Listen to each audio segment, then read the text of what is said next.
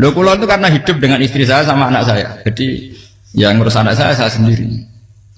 Jarang ngurus dalam jarang. Ya, memang itu memang saya punya standar pakai kitab-kitab kados hikam. Saya ini merasa hidup di dunia itu sendiri. Saya tak warai lah Allah kalau kotar. Imam yang ngarang hikam itu punya resep supaya kamu seneng terus. Liyakil lama tafrahu bihi, mesti yakil lama tahzanu bihi. Usahakan sedikit sekali apa yang bikin kamu seneng, maka akan sedikit sekali yang bikin kamu susah. Jadi misalnya kulo nih, jadi kiai misalnya cari wong ya kulo kiai wong alim, jelas nak ngalim, nak kiai rapati ya, nak ngalimnya jelas. Tapi nak kiai rapati, nah kan kiai tapi orang ngalim. Nah kulo nak darah wong alim malah muni ya jelas. Nak kiai rapati ya, kulo rapati nurut, tapi aturan masyarakat rapati nopo. Nah sampean kiai tapi orang nopo ngalim. Ya beda. Enggak, ini memang bedanya jauh. Ya mungkin lebih kiai sampean gimana? Cara derdek-derdek dongo meyakinkan sampean. Tapi cara artine dongo piye paham kulo. Lha boten iki nyata, sampe rasa tersinggung. Napa barang-barang napa? Nyata. Nah, kulo sering ditakoki kiai-kiai masalah. Resepnya apa jenis? Konjinan rata susah, dal kita rata wiridan, rata mohon sisip. Resepnya ilmu itu gini kata hikam. Ulama yang kayak hikam tuh pernah ngarang kitab tuh saking syukurnya entah saking angkuhnya terserah ngomentari. Kamu harus yakin bahwa di sisa hidup Anda itu tidak akan maksiat lagi. Sehingga kalau kamu ditakdir maksiat, anggap saja akhiru maksiatin kudirat alika. Anggap itu yang terakhir. Siapa yang menganggap mohal bahwa dia tidak akan dosa sampai mati, berarti menganggap Tuhan itu lemah. Karena cara berpikir kita kan bayangkan hidup itu 40 tahun lagi. Misalnya saya sekarang umur 40, bayang umur kadang 4 tahun meneh. Sampean misalnya umur selawe, bayang selawe tahun meneh. Sehingga nganggap dalam durasi ini selawe tahun kok orang maksiat kan mohal. Apalagi sampai sudah tahu maksiat itu bakat tempah. Ya maksiat ya kelas-kelasan, nak bikin pacaran. Nak wong iso mau mah yo nakal, nak sing setengah soleh ya berbau proposal ya sesuai kontaknya dhewe-dhewe. Itu kan urusan masing-masing. Ya itu kan urusan masing. Moe waki sabu ala wong ngene ora ana sing romo waki sabu. Ala. Ngrombong karo wali songo, mbok kangen wali songo, mbok golek selisih wae napa? Alam. Sing roh pangeran piyam. Mbok kangen wali, mbok golek selisih margin. Niku pokoke wae napa? Ya itu kan urusan jenengan mbek pangeran, mboten urusan kula. Tapi tetap saya sebagai ulama mengingatkan, niat itu ditoto. Begini, ulama dulu tuh ngitung hidup hanya 2 menit 2 detik, sehingga dia ya gampang saja. Kayak imam, kayak kanjeng Nabi itu, ya Rasulullah kenapa tidak menyediakan makan untuk besok? Loh, saya itu tidak yakin, kalau hidup saya sampai besok. Ya sudah begitu cara, ya sudah tenang saja. Kalau sampean kan bayangkan hidup 4 tahun lagi, 5 tahun lagi, sehingga arah mangan ya wedi tenan. Padahal bolak-balik zaman cilik arah mangan tetep wedi. Jadi cara berpikir Nabi itu begitu. Begitu juga cara pikir sahabat, cara pikir ulama-ulama yang waras itu begitu. Loh, saya itu pernah melarat di Jogja, zaman pertama merantau. Itu kalau nanti saya bilang, Gus kok tidak punya beras, tapi apa yakin nak sesuk urip paling. Kowe butuh mangan sesuk, anak sesuk ijek napa?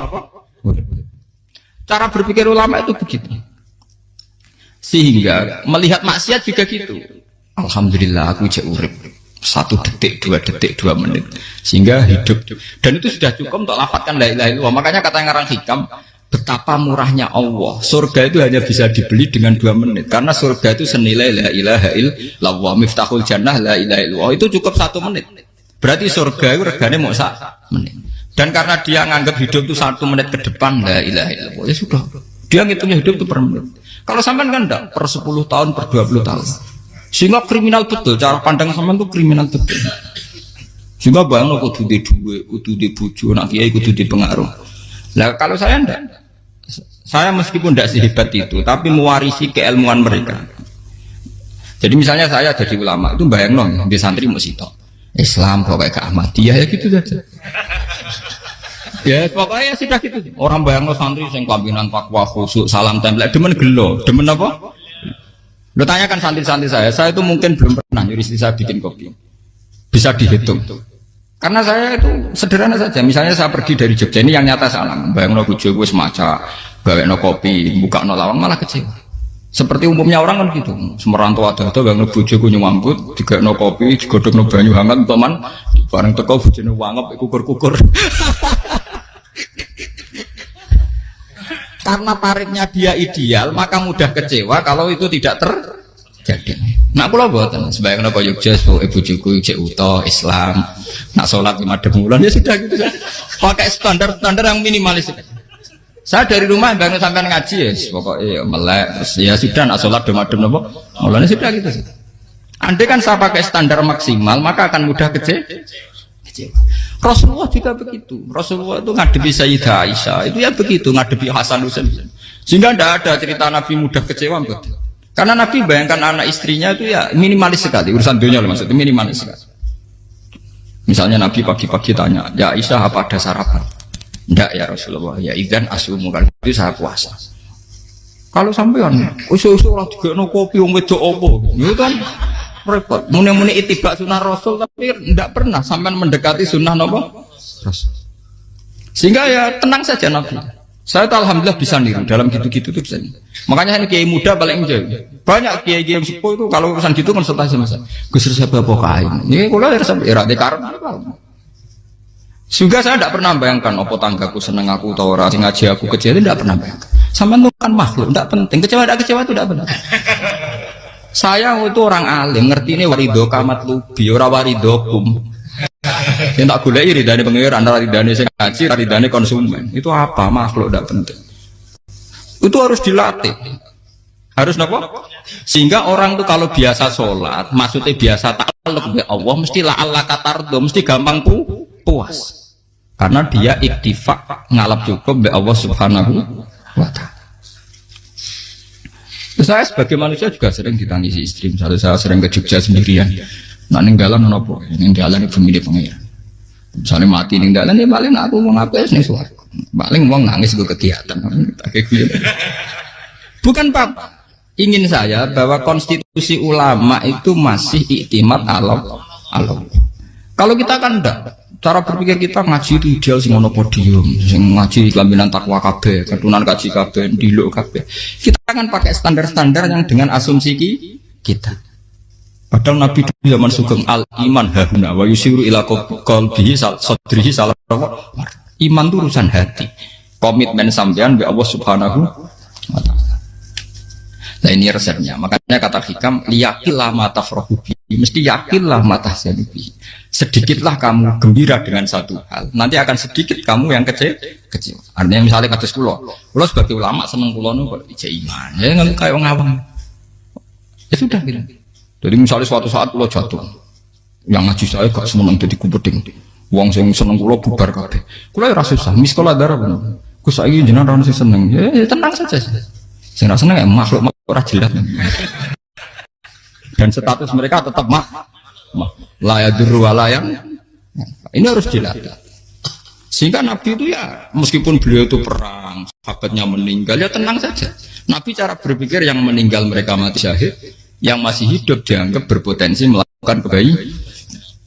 Sama tak wari resep-resep dari Rasulullah Shallallahu Alaihi Wasallam. Saya ini sebetulnya memaksa, menjelaskan ini maksa karena saya inginnya jadi ulama yang kayak umumnya orang, tidak ideal amat. Tapi kan saya ditekdir ilmunya itu ideal, jadi terpaksa saya jelaskan. Tapi kalau perilaku saya tidak akan ideal. Soalnya ngawur saake mari hufuri pengiran nganggur bolak-balik cerita. Ada seorang wali, karena dia wali itu doa di multazam, ya Allah saya ini minta satu hal. Karena dia wali maka tidak minta uang, tidak minta jabatan, minta engkau takdir saya tidak pernah maksiat. Itu kan bagus sekali, minta doa ditakdir gak maksiat kan ada. Dari pengiran malah Syafi'i. Fa'ena ada ukufran. Karena tahu maksiat malah sifat ghafurku tak ada kok endi. Gamane pangeran kan sifat ghafurku rak nganggur. Malah tidak ada orang selain Nabi kecuali ditakdir tahu maksiat dan sifat ghafure pangeran efektif. Paham apa?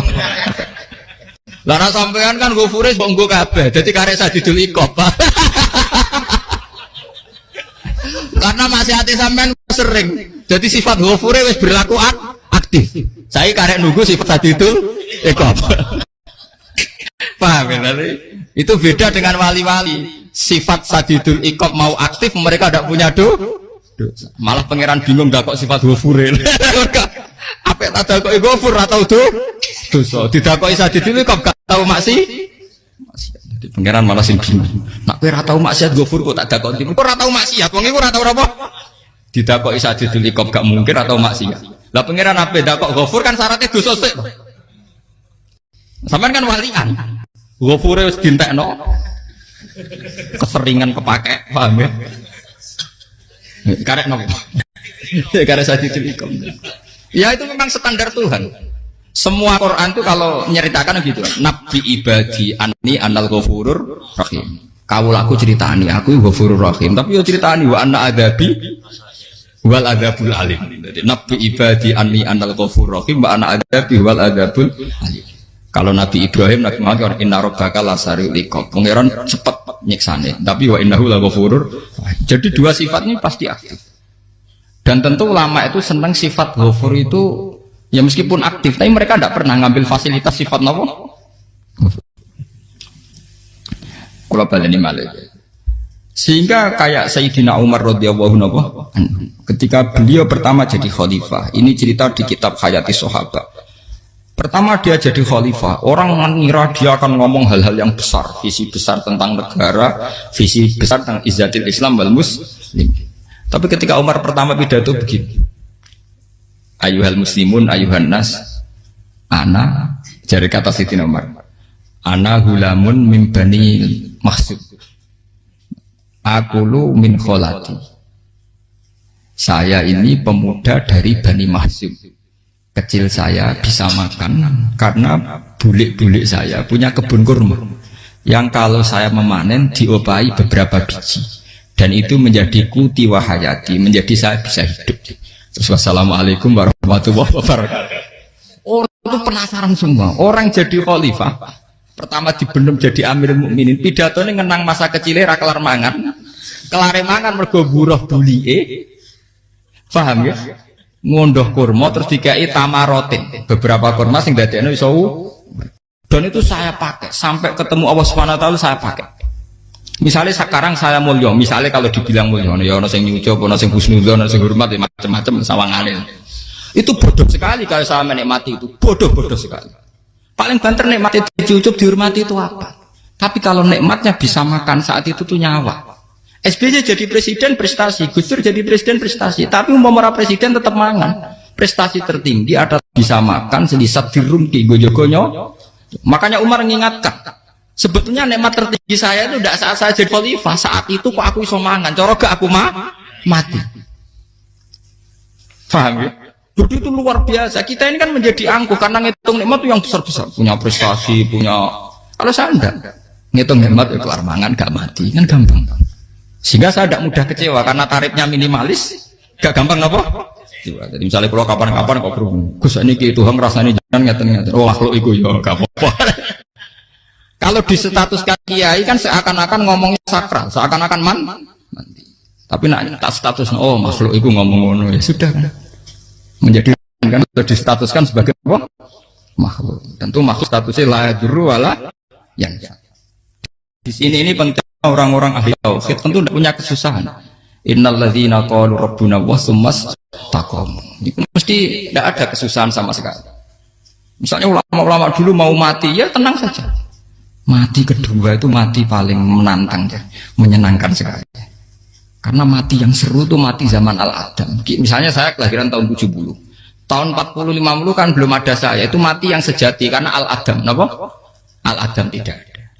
Mati yang nanti itu mati yang petualangan karena saya mati setelah menyaksikan kekuasaan Allah, setelah husnudzon sama Allah. Sehingga mati yang menuruti kerinduan akan ketemu sang kekasih. Makanya Jalaluddin Ar-Rumi ketika mau meninggal dan orang-orang muridnya nangis, dia marah-marah. Hei murid-muridku, betapa bodohnya engkau. Saat kayak ini yang saya tunggu. Saya sudah menyesal sampai Allah dat tak senang. Aku kecewa waktu makhluk-makhluk kaya kowe. Saiki wis wae aku goleki kholik dat tak senengi malah mbok tangi. Cek bodone kowe. Saat-saat sing tenteni malah mbok tangi. Betapa aku lamanya menunggu kematian ini. Mergo hidup itu keterpisahanku mbek Allah, kemen ketemu kowe. Malahnya Jalaluddin Rumilah yang mengistilahkan mati itu malam pengantin.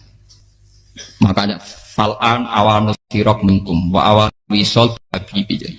Ini saat yang indah karena ketemu dengan berpisah dari makhluk-makhluk yang tidak penting menuju sama Habibi kekasihku. Dia misalkan mati itu malam semenjak istilah itu populer sehingga di Jawa ana ngipi dadi nganten takwilane mati. Itu filosofi sufi ya, filosofi napa? Lah niku tenan. Begitu juga sahabat-sahabat dulu. Bilal mau meninggal, anaknya udah nangis. Bilal lagu ya. Ditanya sama anaknya, kenapa anak-anak kamu nangis? Dan jenengan badhe kapundhut. Aku malah seneng nang mati. Hudan nalqal akhibah Muhammadan wa hisbah. Aku nak urip ketemune mbek kowe terus. Malah nak mati ketemu Nabi Muhammad. Hudan nalqal akhibah Muhammadan wa hisbah. Nah, dengan cara pandang begitu maka hidup itu enjoy saja. Ya saya sebenarnya keberatan pakai kelas ini, keberatan karena saya harus ngulang sampean-sampean. Ya makanya potensi kayak saya tentu mengurangi jadwal ketemu. Makanya saya mohon kalau tidak penting itu jangan sungkan. Anggap saja itu bagian dari hormat saya. Ya minimal sampai misalnya di dua saya ketahui gue jajan pentolan enam apa mau gue suwan bareng malah repot. Gue ganggu uang anak peleleran pak. Nah misalnya sampai kepentak kok hukum uang nara pinter hukumnya takokan ya ringan takok kita tanggam paling bisa karena pertanyaan yang ringan tentu ya ringan-ringan saja kan. Gak perlu kiai kali sampean ra usah GR. Kalau pertanyaannya angel Gus gak ono sing iso jawab. Wong nak ra alim tahke iku pertanyaane ya ora patimu tuh. Iku wis kangelan ngoten. Ini mboten ngenyek tapi padha enak. Padha napa? Makanya kalau latih. Jadi hikam sendiri itu ada manhaj, ada metode. Kalau orang supaya tardo, liyakin lama tafrohubi, yakin lama tahsen. Anak saya itu kalau habis main pulang, itu saya senengnya pol. Istri saya pernah jangan. Gus, anak mulai senengnya. Dek biro-biro, anakku gemulai nih ngomahku. Misalnya terus biasa. Saya itu anakku lo main mulai itu seneng. Biro-biro anakku mulai nih ngomahku. Dipanggil anak saya bapak itu senengnya sak boleh. Biro-biro ada yang manggil bapak. Jadi saya pakai standar minimalis sekali. Saya tidak pernah pakai tarif. Dia anak yang ideal dihormati orang. Sampai buat anakku sujud nih pangeran, ngerti pentingnya mau tasbih. Makanya anak saya tak namakan tasbih semua. Itu ya sudah selesai. Saya tidak pernah bayangkan anak saya jadi kayak besar dihormati juga. Mari gampang kecil. Ya, sekolah kan Sayyidina Umar. Saya pemuda dari Bani Mahzub. Yang kecilnya bisa makan karena buruh bulikku. Akal tuh tamarot. Wah itu sahabatnya tuh nangis betul. Betapa hebatnya Sayyidina Umar. Mengingatkan ulang bahwa nikmat tertinggi itu ya makan karena makan kaitannya nyala. Orang jadi bupati enggak jadi bupati tetap makan. Jadi kalau ngatain saya tarifnya minimalis sekali. Oh, kalau orang sudah makan gitu lah Allah kata tertentu mudah sekali. Tapi kalau sampai tarifnya ideal harus di mobil kudu sangune akeh. Mosok gue mobil gak sangu akeh. Barang gue sangu akeh kudu gue penderek. Mosok kere lu juga kok tanpa penderek. Nang penderek majur. Mosok ora kena dikeloni jadi malah repot. Akhirnya gue wong ayu. Harus selingkuh dijari sing we. Itu perkara meneh. Mau ruwet nuruti tahapan-tahapan duniawi makanya resep kalau ingin itu kon sholat, maksudnya sholat itu dihayati secara tauhid ya, dihayati secara tauhid. Misalnya inna sholati wa nusuki wa mahyaya wa mamati lillahi rabbil alamin. Itu akan pasti Allah kata pasti mudah melihat alam ini ridho. Ini satu sekelumit ya, di resep orang ulama yang saya meniru beberapa di kitab Hayati Sahabat, di kitab Hikam dan meniru terutama semuanya sanad dari Rasulullah Shallallahu Alaihi Wasallam. Makanya suatu saat Nabi itu kagum. Abdullah bin Mas'ud itu jalan dan dikawal oleh beberapa malaikat. Terus Nabi itu heran. Ya kenapa itu selalu mengawal kamu? Kata Abdullah bin Mas'ud, ya Rasulullah, inilah akhtu khutwatan, illa wa azunnu alla akhtu wa ukhra. Wa ma akatu luqmatan illa wa azunnu alla alqamu ukhra. Saya itu tidak melangkah kecuali saya tidak pernah yakin apa betul saya bisa melangkah lagi. Jadi perlangkahnya itu dia iktimat. Dan saya tidak pernah mengunyah satu kunyahan kecuali saya tidak yakin apa betul saya bisa mengunyah lagi. Setiap kunyahnya tetap semuanya berada bismillah. Semua itu atas nama pertolongan atas kata Rasulullah. Orang kata andaikan saya ada nabi terakhir itu jadi nabi. Jadi kemana? Makanya dulu nabi itu sering ngendikan Adekan orang-orang kayak gitu itu ada nubuah, tentu mereka punya derajat nopo nubuah. Jadi tidak jadi nabi tapi punya derajat nopo nubuah. Lah orang yang cara berpikir gitu tentu tidak khawatir apa yang hilang dari dirinya karena dia berkontrak dengan Tuhan hanya per menit per detik. Kamu punya resep al-mu'min yusiru sana Allah ayakuna li nafsi zakiron. Seorang mukmin yang sejati tentu kontaknya dengan Allah Subhanahu wa taala dan dia tidak pernah ingat dirinya sendiri. Kayak sampean pas umat tapiil, Allahu akbar, Allah maha besar subhanak. Selalu ana wong ngrasani termasuk lali utange barang iku. Tapi yang jelas kan menjadi enjoy dengan dirinya sendiri. Paham ya? Menjadi enjoy dengan dirinya karena dia tidak sering punya kontrak dengan makhluk. Nah ini maksudnya la kamu. Janganlah ala katarta kamu pandang. Apa nak sholat terus kabul kajati. Apa nak sholat terus untuk duit ya ber. Karena cara pikir iso aja nak duit ya. Dan ini resep ya. Dan resep ini dari ulama-ulama yang istinad ila Rasulullah Shallallahu Alaihi Wasallam. Karena kalau Nabi itu memang cara pandang. Aisyah itu pernah ditanya. Ya saya ini ingin makan apa daging yang dari sahabat ini masih wah ya Rasulullah sudah habis karena tak kasihkan tetangga. Itu Nabi tidak marah-marah malah bilang kamu benar Aisyah biru yang kamu kasihkan tuh yang masih kena daging dipangan dewe kadang nuruti nafsu nak dikekno wong sudah kau nuruti perintah pengen jadi kanjeng Nabi beneran Aisyah dagingnya ijek mau kalau nanti yang malah ijek sing bogo sudah kau malah sing ijek. Cara berpikir Nabi itu begitu. Tapi tahu-tahu disederhanakan sunnah Nabi serbanan. Lah itu kan ya memang itu bagian dari sunnah Nabi, tapi sunnah seharga 10.000. Paham ya? Ya monggo mawon sampean sunnah Nabi serbanan gitu, tapi itu sunnah yang bisa dibeli dengan murah. Hakikatnya sunnah Nabi itu rata-rata bentuknya perilaku, napa? Zaman delok dawuh Aisyah tengene tiba berjanji kana khuluquhul Qur'an wa shimatuhul ghufran yansahu lil insan wa yafsahu fil ihsan wa ya'fu 'anil dzambi idza kana fi haqqihi wa sababi. Kana khuluquhul Qur'an, nabi ku akhlak dasare wis kaya Quran plek. Urusane akhlak. Wa shimatuhul ghufran, ciri utama sifatnya nabi gampang nyepuro. Yansahu lil insan. Dan nabi punya niat baik pada seluruh manusia. Wa yafsahu fil ihsan, sering melakukan ihsan. Lah nek sunah Nabi ngoten kan luwih sering kula Quran ya wis hafal mulan. Wasimatu kufron kula gampang nyepuh sampean ngaji angop ora tau tamu. Yang sahulil insan kula bedina nate tiyang mulan. Wa yafsahu fil ihsan tak gampang. Kula mulai ora tau itu sakmene kudu podium kudu wong dilo ya ora. Pokoke akhir kiamat dia ya madhep mulon ya sudah. Loh itu kan dawuh Aisyah ketika ditanya kaifa kana khuluqu Rasulillah. Dan itu semua dijawab oleh ahwal, oleh sebuah perilaku. Tidak ada Aisyah jawab nganggo atribut. Oh Nabi itu jubahan, serbanan, tidak ada itu. Memang itu sunnah ya, satu itu sunnah kan jangan salah paham ya. Tapi itu sunnah yang tidak dijawab oleh Aisyah. Sunnah yang sampean jawab sendiri, paham? Aisyah yang istrinya Rasulullah ketika ditanya kaifa kana khuluqu Rasulillah, beliau jawab kana khuluquhul Qur'an wa simatuhul ghufran yansahu lil insan wa yafsahu fil ihsan.